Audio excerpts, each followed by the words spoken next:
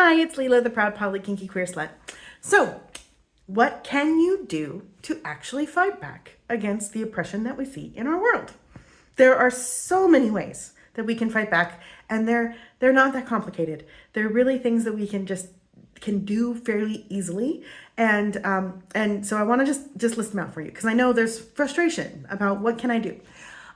So, one, let's take a lesson from Portland and let's make protest a party.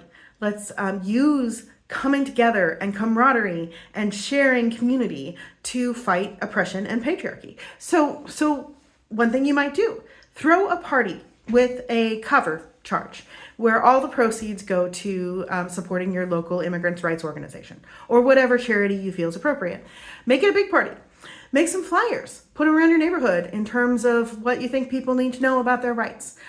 Somebody in my community has been writing on the sidewalk in sidewalk chalk. So nothing permanent, not vandalism, but writing in sidewalk chalk to just inform people about how to get resources and about when marches and protests are happening. Show up at those protests. Show up at those marches and protests, even if people say there might be violence. This last No Kings protest, I went down there in an inflatable costume in solidarity for those Portlanders who are showing their nonviolence through party. And you know, a lot of folks, I let it be known with my coworkers that I was going down there and others, and a lot of folks were like, oh, be careful, make sure that you're taking precautions because it might get violent. And it, of course, was not violent. It was very nonviolent.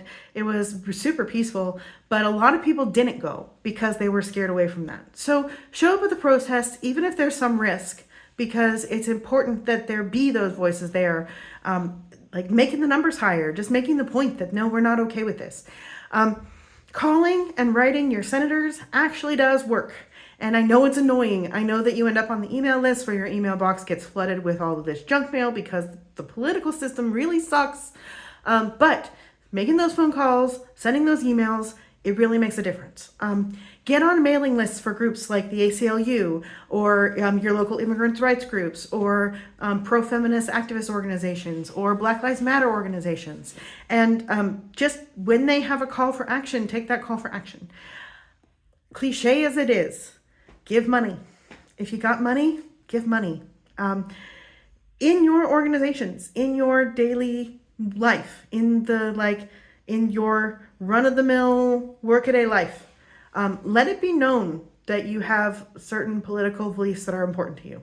I'm not saying press them on anybody. I'm not saying have inappropriate conversations, but let it be known, hold your space, that you are a person who acts and you are a person who has certain values.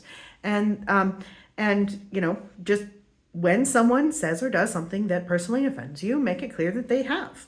And I'm not saying be confrontational about it. Just say, I disagree, and here's why. Anything you can do to listen, do it. And study up, read books, ask the organizations in your community that are doing stuff what you can do to help. Ask where they need resources, ask where they need, if you can volunteer, if you can donate money.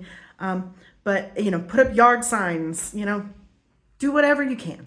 But things that you can do that are just spreading word, however you can spread the word, signs, sidewalk chalk, talking to people, donate, give money, raise money, parties as protest. I'm encouraged by like rent parties back in the day, which were, you know, essentially like, you know, sex positive queer parties that were thrown where everybody would throw in a bit of money to help pay the rent. But also that money could go towards activist causes and towards funding a lot of these things that just, it takes money to fight the patriarchy. It takes money to fight capitalism and to fight really like this corporate control of our government that's going on. So yeah, whatever you can do and just make your voice heard and talk to your elected officials. Make your voice heard to the people who are making the decisions, because it may not feel like it makes a difference, but in the end it does. In the end, it really, really does make a difference to be heard, especially at the local level, especially at the state level. It makes a huge difference to have your voice be heard.